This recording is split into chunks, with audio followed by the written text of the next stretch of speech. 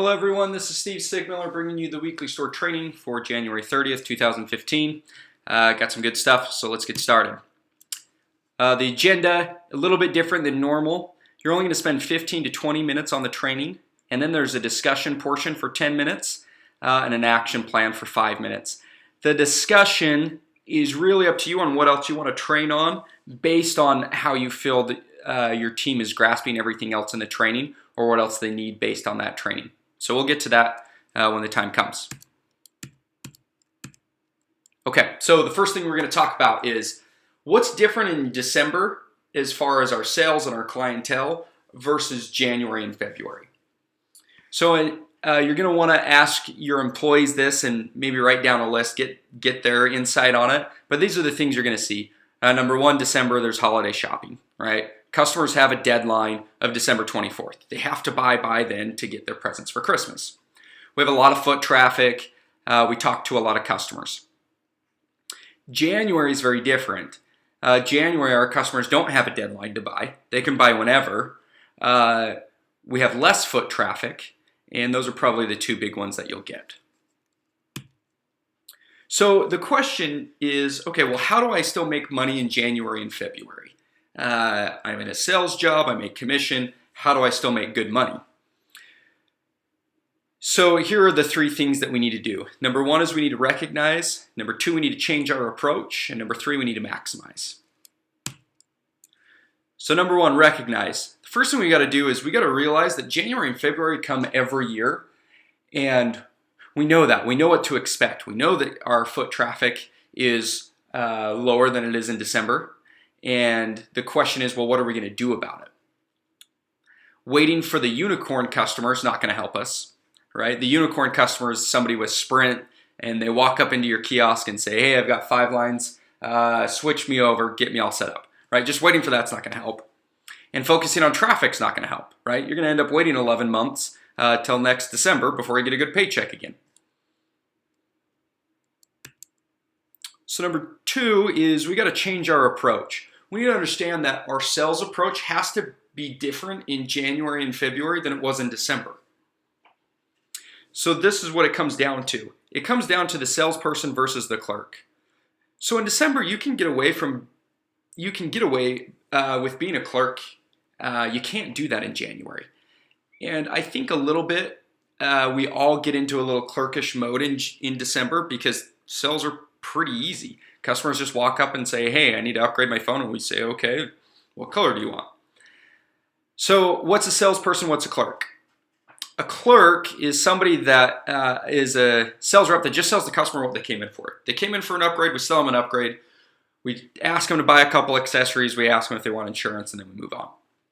A salesperson is somebody that we can sell the customer something that they didn't initially come in to buy. That's our goal, is to become salespeople in January.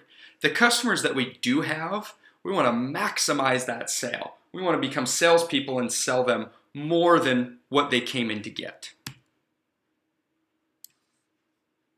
Okay, so some examples of that.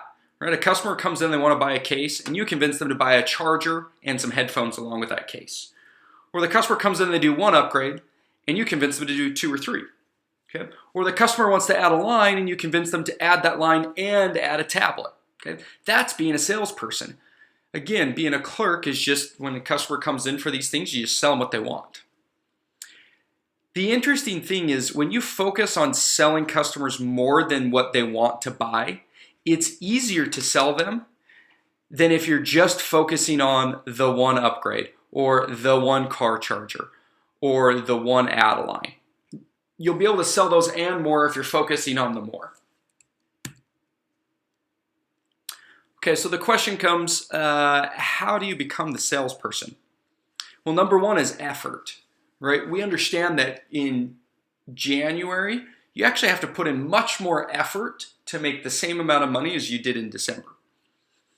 So what I mean by effort is you need to be on task before the customer walks into the store, right? When a customer walks in, the first thing they look at is you and to see if you know what you're doing or not. And they judge that by if you're being on task. If we're leaning against the counter or we're not really paying attention and we're not engaged, our customer thinks to themselves, okay, this guy doesn't know what they're doing. I'm just going to come ask him a quick question, or I'm not even going to ask them a question. Number 2 is we need to become friends with our customers. We've got time to build a relationship with our customers, get to know them as a person, and have them get to know us.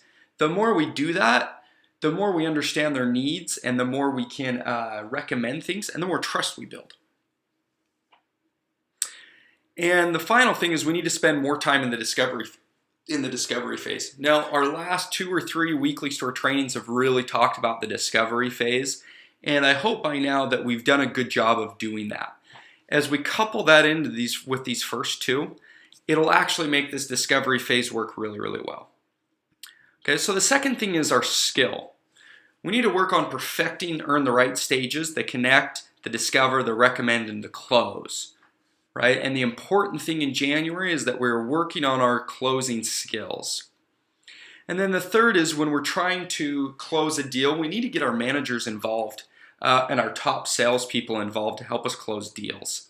If it's a customer that's about to walk, or if a customer's coming in for an upgrade and they're not too sure if they want the tablet, we want to bring in our managers to help close those deals. If you think about it, when you go buy a car, the salesperson always brings in the manager to help close the deal.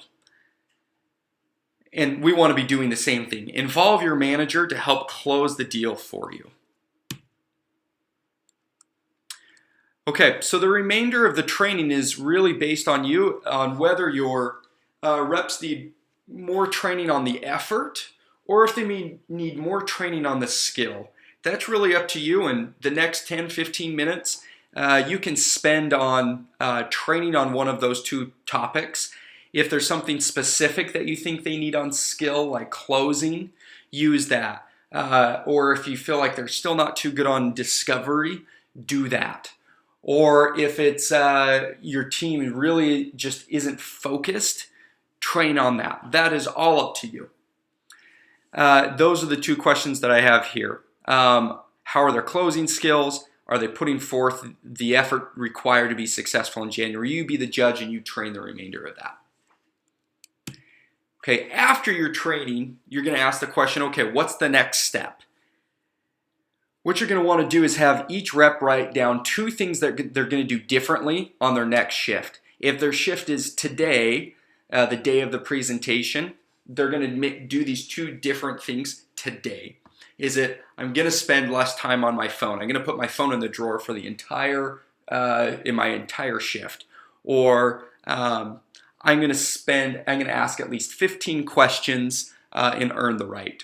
You want to make sure that these 2 items that they write down are something that's very specific and something that's very measurable based on behaviors. If they say, oh, I'm going to sell 2 upgrades, that's not a good action plan. It's got to be on behaviors that's specific and measurable. Okay? And then you're going to write these down, and when it's their next shift, you're going to remind your employee of those action plans and then follow up on them after. Okay? It does no good for us to write these action plans down if they don't do them. You need to make sure that they do them. And if they do them, you'll actually see a lift in their sales and their motivation for January and February. So that's the training for this week. It's nice and simple. It's going to require a little bit of effort from you to make sure that you build a training around these topics. So go at it. Make sure you have a successful training, and we'll talk to you soon.